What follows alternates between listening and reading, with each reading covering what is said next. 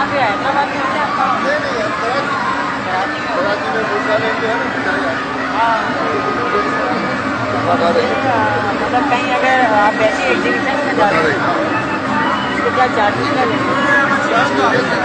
मतलब उसे 2 दिन का होता है प्रोग्राम, 3 दिन का होता है, 5 दिन का होता है, तो 10,000 भी लेते हैं, 30,000 भी लेते हैं, 50 भी लेते हैं, 20 भी लेते हैं, अब जैसे टाइम